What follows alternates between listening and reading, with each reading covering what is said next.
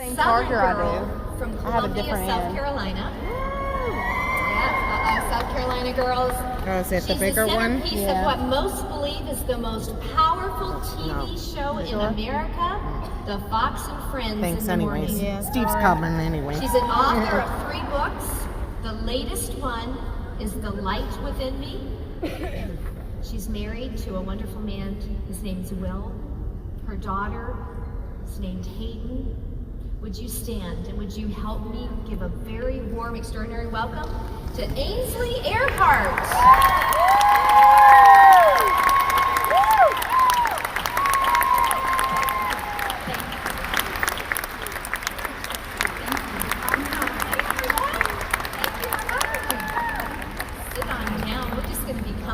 Okay, I have my phone on because if Kavanaugh gets confirmed in the next 30 minutes, which is supposed to happen,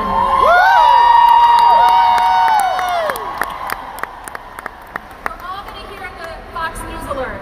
How about that? We're in the know today. How great would that be? We'd always remember that moment. Yes, we would. Well, I've been able to spend a few moments with her backstage, and I think we're best friends right now. So cool. You know, I told her, I said, I'm a little intimidated. She's like the queen of the interviews, and then here comes me. But anyway, you know what? I've loved getting to know her, and her story's remarkable, and I can't wait for her to share it with each and every one of you. And I know that it's been a crazy ride for you the last few weeks. I've been watching Fox and Friends, and it's been a crazy ride for all of us here in America. And Ainsley, did you have any idea that God was going to place you in the position that you are in right now, every morning on that couch? The crazy thing is, when I was little, I knew God did have a big plan for my life. And I only say that because I just felt his hand on my life, even as a little girl. And I wanted so badly to be in a big city. I wanted to be in New York, I wanted to be in LA, I wanted to be on the stage in some capacity.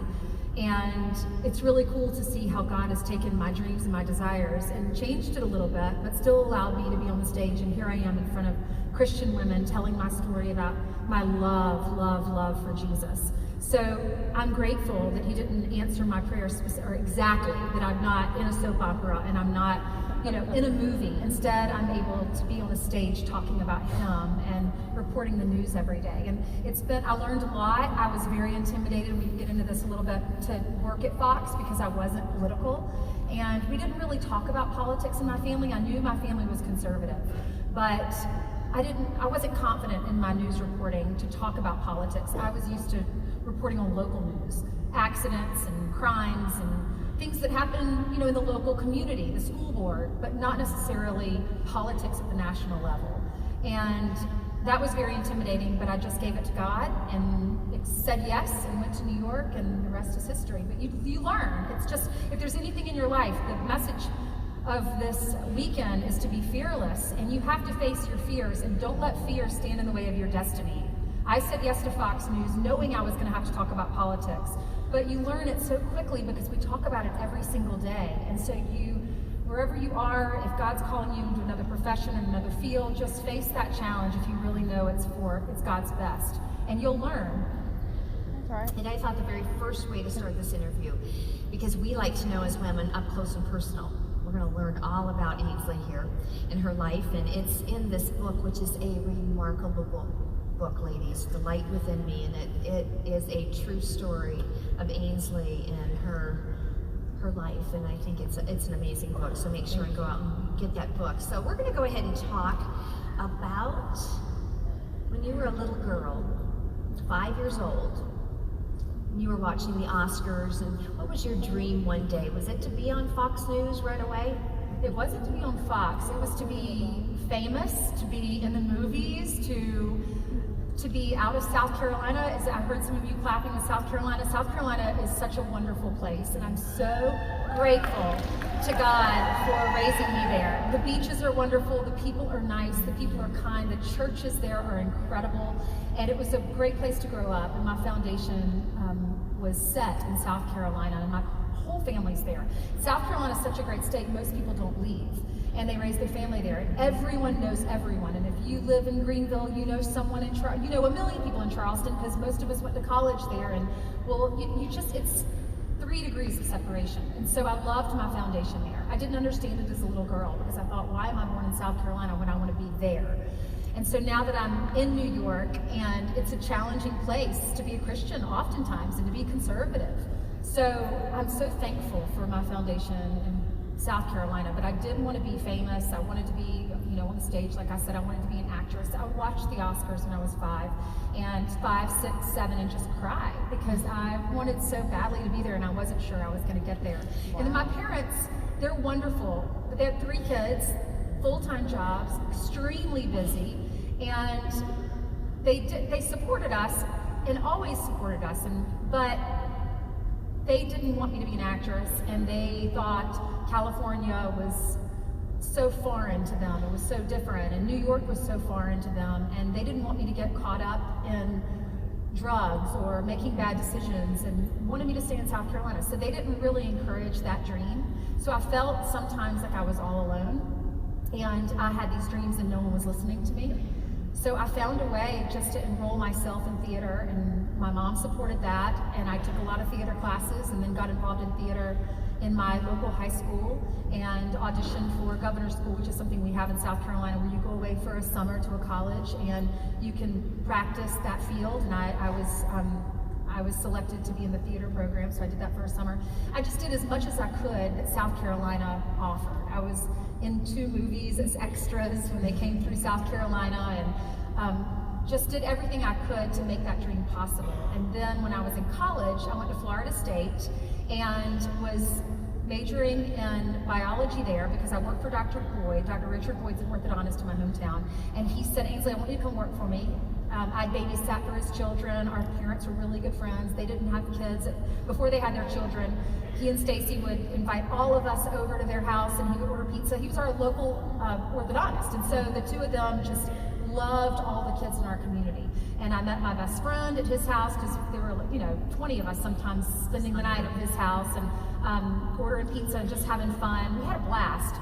And when I got to high school, he asked me to work for him.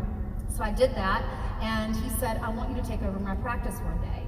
And he said, I will pay for your dental school if you, and there were 3 of us in high school who worked for him. And he kind of he told Brandon, Megan, and me that we were all one of us was gonna take over his practice. He'd pay for our dental school.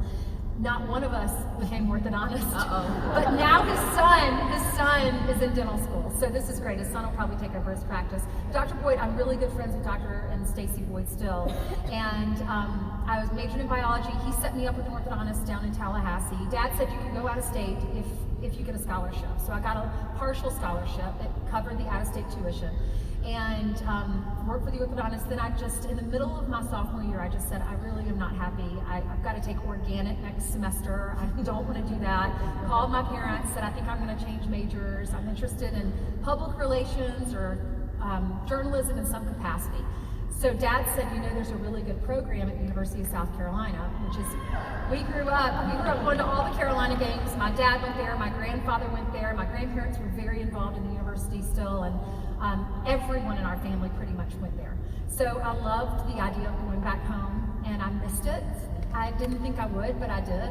And I miss just the southern, there's some things about the South that are just amazing, as you all know. We have a dance in South Carolina called the Shag, and I remember going to parties down in Florida, and no one knew what that was. And I grew up, my parents are such great dancers, and I miss the sweet tea, I miss the tradition, I miss the barbecue, I missed a Southern girl. Yeah. Woo! So God started working on my life then. I was a member of Alpha Delta Pi, and our sorority had a Bible study, and I joined that. But I was still at the parties every night, basically, and drinking every night, basically every night, and still trying to study and smoking cigarettes. But I still grew up in church. I just, had one foot in and one foot out. But God started really working on me my sophomore year. I was dating a guy, and we went to church every Sunday, and decided to live a Christian life, a wholesome life in our relationship. And And then I went to an Episcopal church because I grew up in the Episcopal church and the Lutheran church. Very, very formal, never really heard relationship with Christ. And so I got involved with Campus Crusade for Christ because the lady who ran our Bible study, she was a Navy Pi.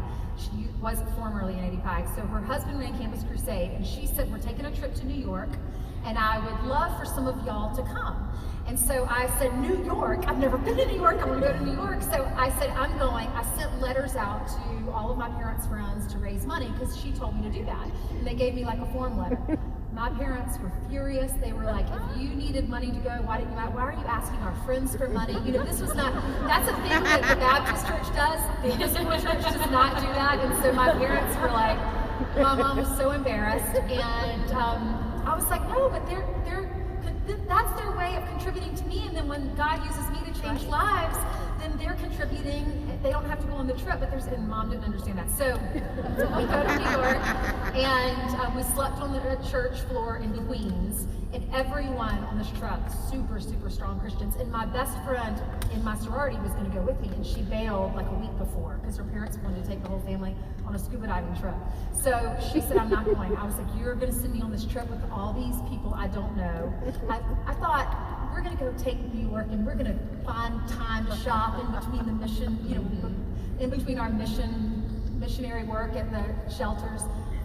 I was all alone on this trip. I was the only one that was not a strong Christian. And I remember at the end of the trip, they handed out a stack of tracts to us, and they wanted us to pass them out to the homeless people. And I was like, what is this? What is a tract? And so they made me go through it, and I was going through it with homeless people, trying to get them saved. Meanwhile, I wasn't even saved. And so it was such a fascinating time. We did praise and worship music. Everyone was holding up their hands. I was like, what are they doing? They're holding up their hands while they're singing. And now I'm in church, you know, holding up my hands. I go to a real contemporary church in New York. And my life has totally changed since that trip, so it's funny to think about it.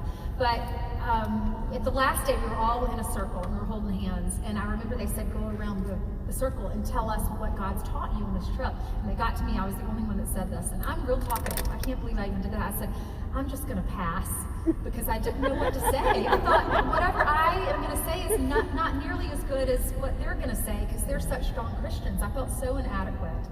And God was working on my life. And then I transferred to South Carolina my junior year, and half of my sorority there were really strong Christians. And a few of the strong Christian leaders in our sorority really just sat me down and talked to me. I was asking questions during Bible study, and they just told me about the love of Christ. And I joined a Bible study, Henry Blackaby's Bible study, Experiencing God. There were 4 of us, one of my sorority sisters, and then 2 guys that she grew up with in Beaufort, South Carolina. And the 4 of us would meet in our apartment. Clara was my roommate at the time because we both transferred. And she was a great friend, still a great friend. We did that Bible study, and it changed my life. And I went to a fraternity mountain weekend, and a guy asked me to go, and I of course was going to say yes. And I didn't miss a social event. I was going on this fraternity mountain weekend. And I remember asking a guy that I studied with, Chuck Jenkins. I said, Chuck, what do I do when we have to? There's going to be an opportunity. We're going to stay in the same room together. What do I do? I don't want to be put in a position where I'm uncomfortable. And he said, you shouldn't go. And I said, well, no, I'm going to go. I'm not missing this trip. So again, one foot in, one foot out. I called my friend Eden, who was a strong Christian, and I said, Eden, what do I do? And she said, I always do this. I draw a line down the middle of the bed, and I say, that's your side, and this is my side, and we're just friends, and, you know, stay on your side. And, you know, we shouldn't have put ourselves in that position anyway. I will definitely tell my daughter not to do that. But that's just how, you know, I was going to go on the trip, so I had to find a solution. So I just stayed up until like 3 o'clock in the morning with everyone playing games downstairs, playing card games with people downstairs, because I didn't want to go upstairs because my date had already gone up to go to bed. And so I just tried to avoid that situation. I did tell him I was a Christian, and God was really working on my life. And I said, do you mind if, you know, we're just friends on this trip? And he said, my mom is a really strong Christian. She would really love you. And he said, I understand. And we ended up praying together. I told him I was doing Henry Blackaby's Bible study, and I was going to go out in the woods back behind the cabin. And he said he wanted to go. Another girl in the cabin said she wanted to go. And we just did it was a book like this. And we did one of the lessons together out there in the woods. And so when I came back on the the truck. That was October 19th, 1997, and that night was this huge party at our cabin. And everyone in the fraternity and all their dates came over to our cabin. And in the basement floor, there was this huge party. The music was blaring, people were telling dirty jokes. I could smell marijuana. I didn't do drugs, but I could smell it. And we were all drinking. And it was like an outer body experience. It was like God saying, Ainsley, if I came back right now, is this how you would want me to see you? And I thought, what would my dad say if he saw me in this position? Knowing that I'm going to be spending the night with this guy in this bed upstairs later. And I just felt really, really convicted. And I walked out on the back steps and I just started crying. I could hear the music in the background. I could hear people upstairs on the deck upstairs that were smoking cigarettes. And I sat down and there was snow everywhere. And I just felt the hush of the snow and the presence of the Holy Spirit. Yes. And I just started crying. And I said, I don't know how to ask this prayer, but just come into my life, Jesus. I am so tired of being in this pit, this slimy pit, and I cannot get out. Send me a rope, send me a ladder, and please come into my life. And he did. So that was October 19th, right? 1997.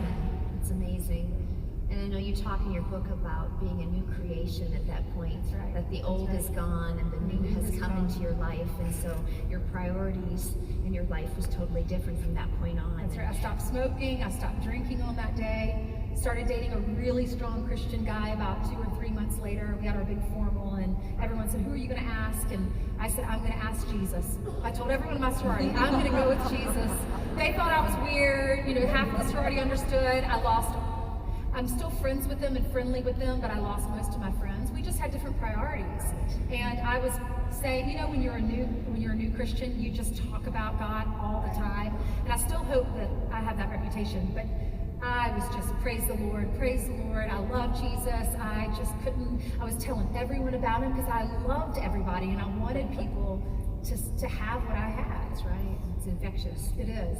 And you talk very candidly about your mom and dad, and I find this very fascinating. Your mom and I have some things in common. We both are school teachers. That's what I was, my undergraduate education, or degree is in education, so I think that's kind of cool. I'm a kind of a daddy's girl too, so tell me about your mom and dad. We'd all love to hear about them. Mom was a teacher and she'd go to work at 7:30 in the morning, so dad would get us ready for school. And y'all probably heard me talk about this if you watch Fox, but my first children's book is about my dad leaving these little notes next to our cereal bowl. And he would always leave us notes either with a scripture or with some sort of a lesson. I hope I'll never be afraid to fail, was one that Walt Disney said. He would talk about Abraham Lincoln losing 17 elections before he finally won one. And I've looked that up. I don't know if that number is exactly accurate, but it was around that many. And Dad would use past failures, stories of past failures to encourage us. So he'd leave a little note about that. Nothing good happens after midnight. Stay up with the owls. Don't expect to soar with the eagles. Denise would ring a bell. All of our Thursdays. So Dad was in charge of breakfast and would make us drink a little glass of grapefruit juice. So we'd do this. We hated that. And he'd have all the cereals neatly displayed. He's very, very neat, and everything is perfect. So it was really fun to come downstairs, and Dad would, set the tone of our day. So it was great. So when I wrote the children's book, I presented it to my agent, and it was about my dog. One of my dogs was itty bitty, and it was about bullying, and because he was so little, everywhere I'd walk him in New York, people would say, he's so awful looking, he looks like a rat. Because, people in New York, they're pretty blunt about their opinions. Oh wait, did you hear the Fox News alert?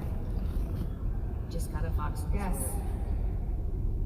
Kavanaugh confirmation, vote underway in Senate, live blog. Okay, so it hasn't happened yet, I don't think, but it's underway. All right. Say prayers. Say prayers. So anyway, long story short, I go in front of the publisher. One publisher, Simon & Schuster, was interested in this.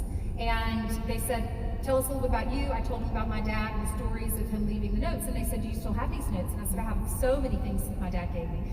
And they said, that's your book. You're not writing a book about your dog. We want it to be about this. And so they didn't know it, but I was pregnant with my little girl at the time. And it was actually pretty special because I had just had a miscarriage and I was pregnant, and now they want me to write a book about my dad and the influence he had, and my mom and the influence she had on me. And then eventually, as we were writing the book together, I told them I was pregnant, and they handed me the final manuscript. I remember I got the first printed copy, and I sat in my little girl's room. She was still in my stomach, and I sit in her gliding chair in her nursery, and I read it for the first time, and I just wept because I saw it, on paper and read it and was reading it to her. So it's just interesting how God, just listen to God, just go with God. He loves you so much. Give him the wheel of your car and just sit in the back seat and buckle up and get ready for a wild ride, because he will surprise you in mighty ways. And if you don't be afraid to talk about him either. Share your stories. What do you have to lose? Right. This life is so short. In Psalms it talks about the wind blows and our place remembers it no more, that our life is like a blade of grass. It's blown away. That place is not going to be remembered. This is so short and so temporary. So what do you have to lose? Just be a good Christian. Talk about it to other people. We all need this message. Look at what's happening in our country right now. Yeah. We need to hear a positive message, and just spread the word of the Lord, because if you do, he will bless you in mighty ways. The moment I started talking about him, the moment I stopped being afraid to talk about him, the moment I didn't care if I lost any friends, I didn't care if the boys weren't going to like me anymore, I didn't care about any of that, because I had just been tired of living in that pit. And the moment I started to be bold about it and go on television and talk about it, I don't care if I lose my job. I am a Christian, and God will bless me and bless me and bless me. Yes. And the moment I started doing it is when God put me on homecoming court at the University of South Carolina. I just transferred there. Put me in a big position in my sorority. I just transferred there. Gave me tons of new friends, and just affirmation over and over of just showing me how loved I am. Gave me a job on Fox News Channel.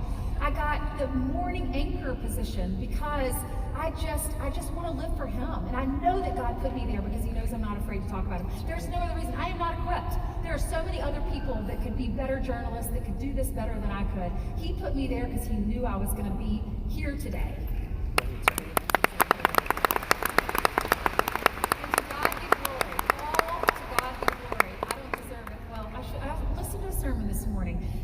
Not to say anything, Joyce Meyer says, don't ever say anything negative about yourself. So maybe I do deserve it. How do you say that? Do I deserve it? I don't know. I just love God, and he deserves it. And if I can you speak had up for him. a godly mom and dad. I did. They raised us in church. We went to church every Sunday, and it was very important. Dad served on the church council, Mom was in the vestry, and they were just very private about their faith. And when my grandmother Mimi died, she was such a strong Christian, never said a negative word about anyone. But she didn't talk about Jesus all the time. It was a different generation, different time. But when she died, my mom gave me all of her books and journals, and I didn't even know that she did this. But if you open up any of her Christian books, she has notes and highlights, and I had no idea that she was that strong of a Christian. But I do have a great foundation. Both sides of my family, really strong Christians. And now now they go to a Presbyterian church. My brother's saved, my sister's saved, my mom, who we really butted heads in my 20s. She did not understand what I was going through. And that was a tough time. For a long time, we butted heads. And went for about 3 months without even talking to each other. And that was hard. That was really hard. I thought she would be so proud of me that God changed my life, and she didn't understand it. And now she just had a stroke in February, but she was in a Bible study called Focus, and it changed her life. She was so scared to be in a Bible study because she didn't want to have to pray in public. She kept saying that, I don't want to pray in public. She gets real nervous when she has to speak in front of people, as most people do. And she did not want to join that Bible study, and God has used it to change her life. So it's been fun to watch our family really grow together. That's right. And all the things that I was worried about, fearful about, and God made it all just fine. Just everything's great. And then we want to know a little bit about, I know that through your book, that you had a special young man that texted you or emailed you because he was a friend of some of her friends, and he just out of the blue texted her and emailed her and said that he would like to meet her. And so eventually, I guess you did quite a bit of emailing or talking, texting back and forth, and then eventually he came to New York City and he wanted to have a date with you. and his name was Will, and what happened from then on? So Will went to Clemson University. He was the quarterback there, and I went to Carolina, and we were rivals. And so, as you all know, that rivalry is really strong. So strong that some people don't like each other because of that. I'm not one of those.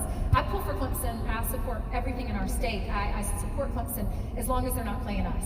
So we're Florida State. So Will, he did send me a message, a Facebook message, and for a long time I was embarrassed about that and I didn't talk about it. But I just said we were set up through friends. But I wasn't, I just thought, okay, he watches Fox and this might be strange, because we get some people that do that kind of stuff. And so, but then I saw we had a lot of mutual friends, and one of them was my sister-in-law, who was dating my brother at the time. And I asked her, do you know him? And she said, oh yeah, he's so cute. And so I looked at his pictures more, and I was like, yeah, he's really cute. So then he asked, we started talking on the phone, and he asked to take me on a date, and he was going to come up to New York, and it was a blind date, and he did. And the moment I saw him, I just thought, I just gotten out of a long, serious relationship that was very hurtful and didn't work out.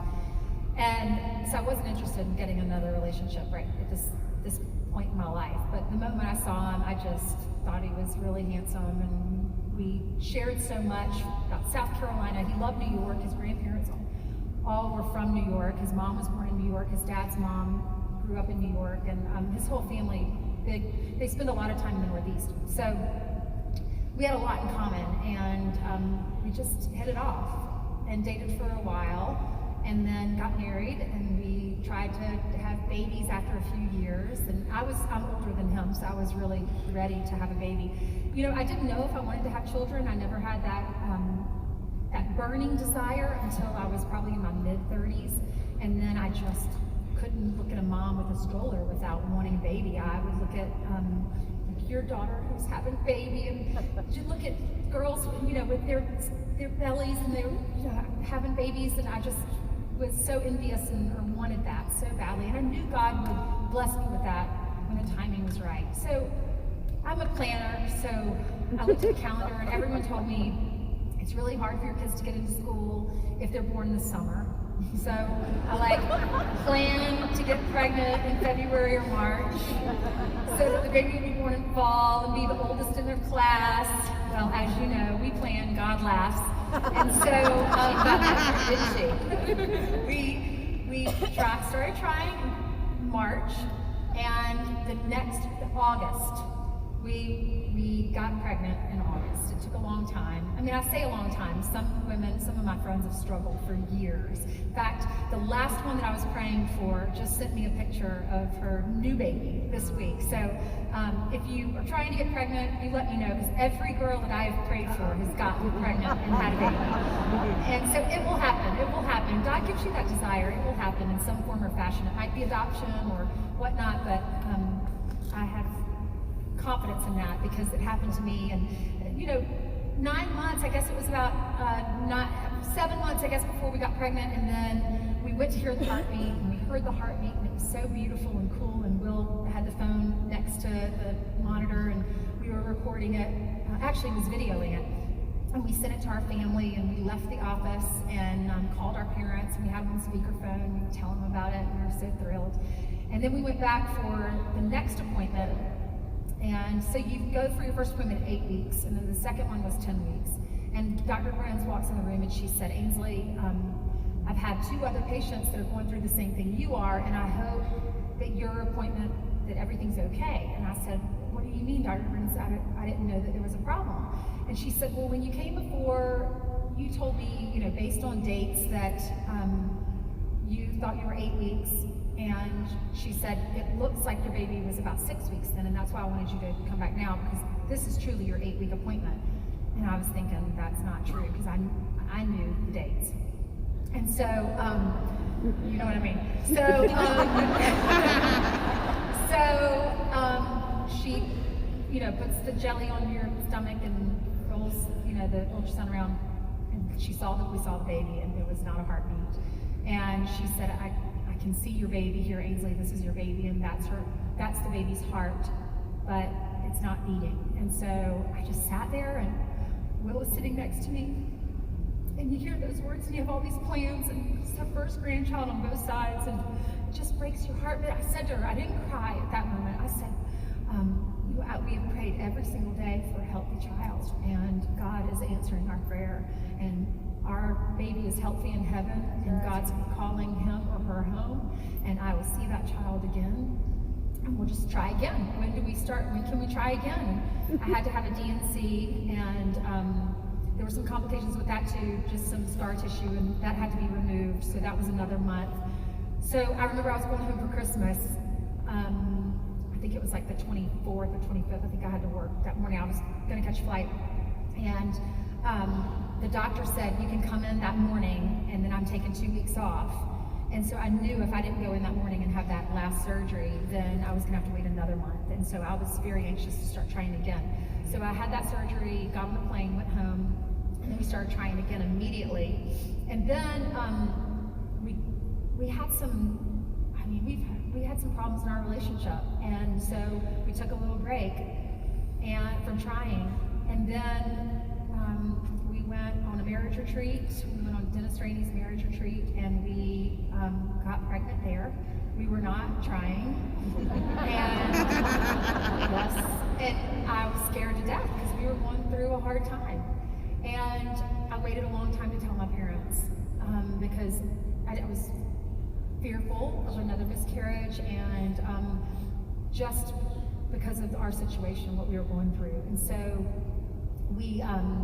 but then I started to get excited about the pregnancy, and didn't understand why I wanted a baby for so long, and we were at such a great place in our relationship, and then we were going through such a hard time, and then we get pregnant, and I was terrified and fearful, and so then we have the baby in November, and it was the best weekend of my life, other than being saved. It was the best. We should have a picture we can put up there too of Sweet Hayden, which is actually Ainsley, your middle name, right? That's right. There's Hayden. That was, I think she was about a year there. She turns 3 in November, and she's just been such a blessing, such an angel. She is.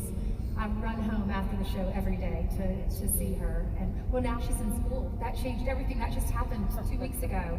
Y'all know it happened so fast. So she's in school till 11:30. So I pick her up at 11:30. And I see her in her classroom, and I wave to her, and she gets excited and waves to me, but they have to exit one at a time. So the moms wait in line, and then they call you up one at a time to teach them, to sit in their seats. But it's such a fun experience. Was it anything what you thought it was going to be? It's better. It's so much better. She was breech, so we had to have a C-section. And Dr. Brennan said she could be born on the 6th or the 10th of November. Well, I'm so glad I chose the 6th. If y'all have had babies, like at the end, you can't wait 4 more days. I'm like, please, God. So the good thing about a C-section is they deliver a week. They can deliver up, I think, a week before. So I had her a week before my due date. My due date was on the 11th. I had her on the 6th of November. It was a Friday, and we chose a Friday so all the family could come in. We didn't know if we were having a boy or a girl. Will got the opportunity I delivered the baby, and he delivered the news. He wanted the traditional thing. He ran out and told everyone it was a girl, and the whole waiting room erupts and is excited. And so it was just an awesome experience. I had an epidural, or I had a, what do they call it, a spinal tap, and had this baby and didn't feel anything. It was just awesome. That was great. We spent the whole weekend in the hospital, and the people at Fox, and so many fans and viewers sent mail and cards and flowers, and it was announced on the 5 on TV that night, and it was just they came, didn't they? They came to the house. Who did Fox and Friends come to? Oh, they did. They came to the house and brought her a T-shirt that they did. You have a good memory. I read your book. I told you. Yes. They came to Lindsay, Fox Lindsay, and she had her all dressed up. She'd be like me, if I knew somebody was coming to take a picture of Megan. I'm like a whole lot like you, organized, have things planned. I would have had the best headband on, the coolest outfit, and you said you did with the matching little shoes, and then they come in and they want her on this Fox and Friends T-shirt. Did they let you keep the bow on at least, or the headband? I think they did. Okay. I think they did. But yeah. Is it confirmed? I haven't gotten a notification yet. Sometimes it's late. Some of them. Confirmed. Okay. Well, he's been confirmed.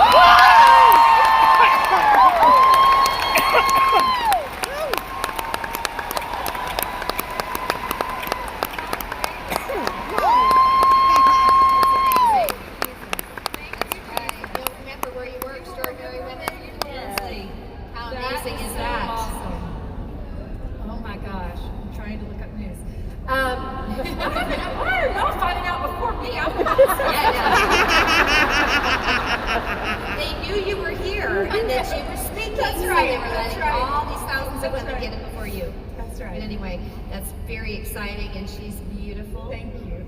And what a gift. Thank and you. You got the Life is such a gift. It really is. The good and the bad. I mean, I've had breakups with guys. I've had,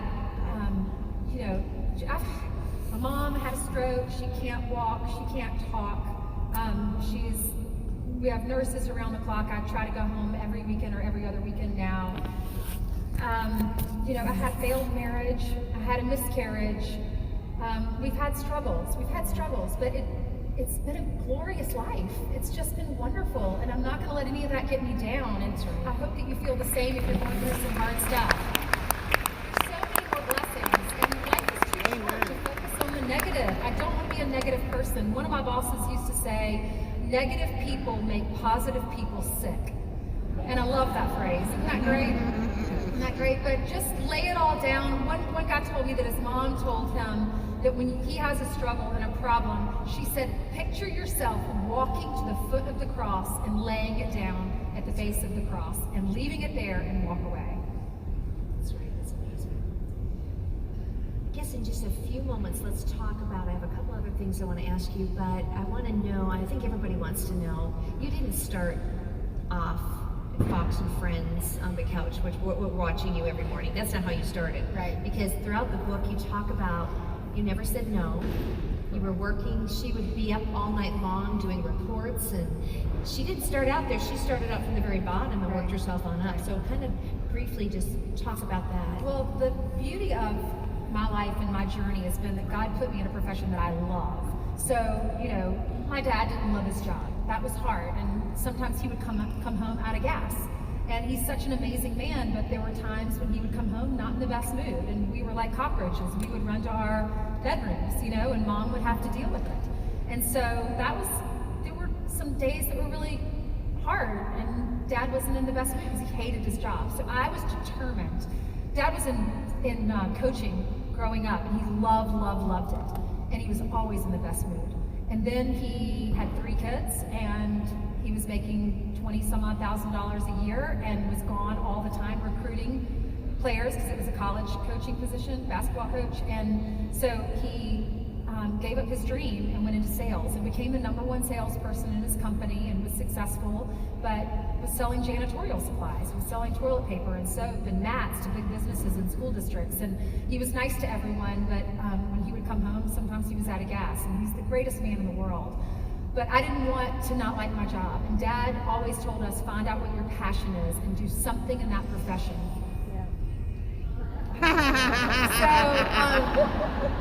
I did, and I went into journalism and television, and I love my job. So even when I was working overnights for 7 years at Fox, when I was just doing a cut-in here and there in the middle of the night, no one sees you on TV, I still loved it because I still had my foot in the door, and I knew if I worked hard and I was positive, then I would get promoted because that's what God had done in my life up until that point. I just said yes to everything. Anything that my boss asked me to do, I said yes. I'll go. I'll get on a plane. I'll go interview this person. I'll go to Panama City Beach to do spring break things. I was pregnant. I was on the beach with all these drunk kids, spring break, and Sean Hannity had asked me to go down to cover all of that. And I just did everything, and I said yes to everything. And God just continuously blessed me. Then he made me a part of Sean's show, and then Sean was good friends with the bosses and would tell the bosses, she's such a hard worker, continue to promote her. And so it pays off if you have a positive attitude and you just work really, really hard. And you're not going to get the biggest job right out of college. It took me 20 years. I heard Savannah Guthrie speak recently, and she said it took her 20 years to get to the top 2. So you get there eventually, but I hope you're enjoying the ride as well. That's right. And I think one thing we all think about too, and I see her every morning because I love to watch Fox and Friends in the morning. What time do you have to get up? So #1 question everyone asks me. And do you have a hair and makeup artist? I do. In local news, I would start out with lip liner, and then the next commercial I'd add some lipstick, and then the next commercial I'd add some mascara because it was more important for me to read the scripts and what I was going to say than to focus on the makeup, so I was always late. doing the makeup thing. The traffic girl and I were always in the bathroom trying to quickly do it, and we had like 5 minutes, so I would continuously add makeup throughout the show. But then when I got to the bigger level, to the national level, they are so wonderful to me at Fox. It's such a great company to work for. I wake up at 3:30 in the morning. They pick me up at 4 for security reasons, and they take me to the office, and they do my hair and makeup. We have a makeup artist, a hair person. They're so talented and so great. And then I run upstairs. I get dressed. I just keep all my clothes, all my dresses in the office, and get dressed there. I wear flats.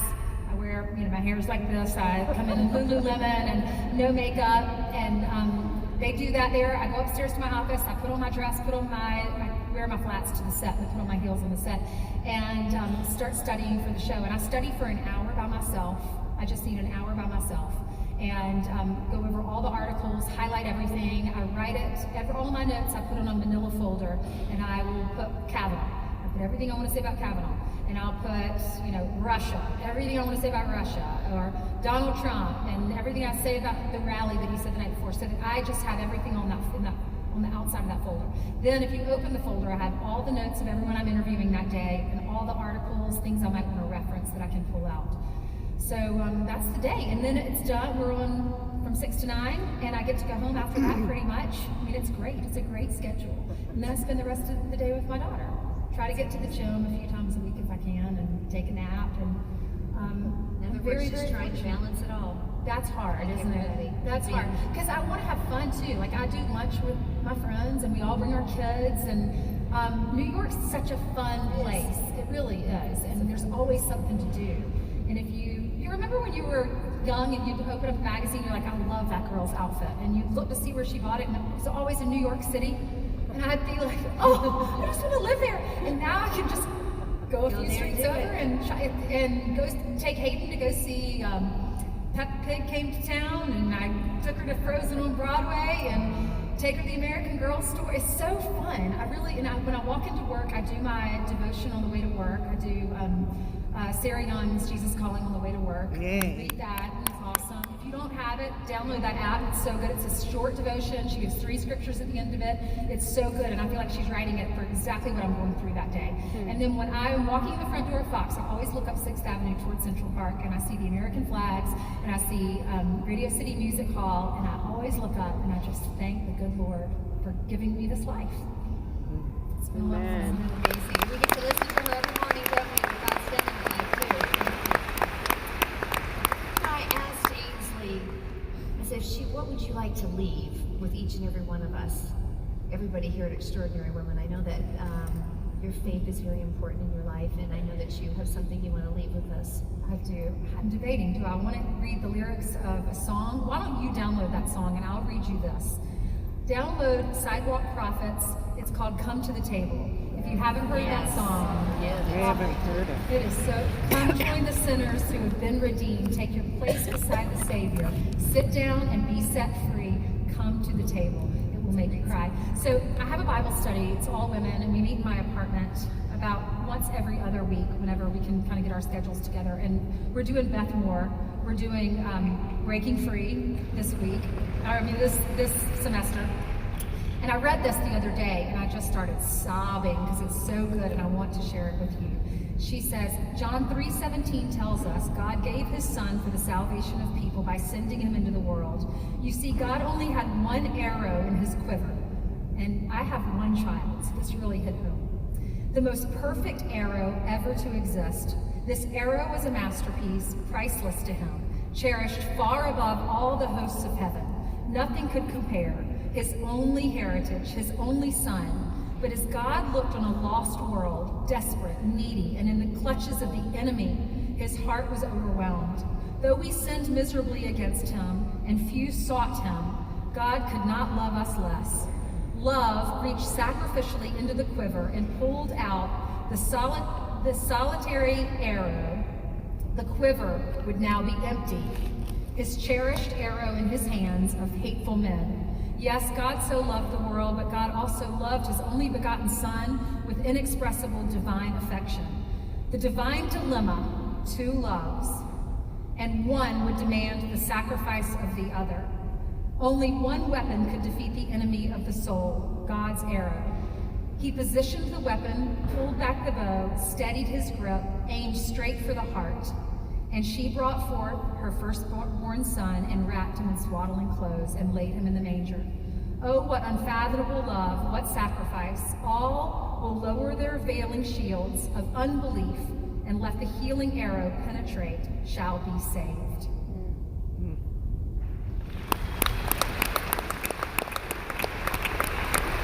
Ladies, if you've enjoyed listening to Ainsley Earhart, and you've enjoyed watching her every morning like I have, and letting her light shine, that's the name of her book, The Light Within Me, and I know truly we've seen her light today. Let's give her a round of applause, okay?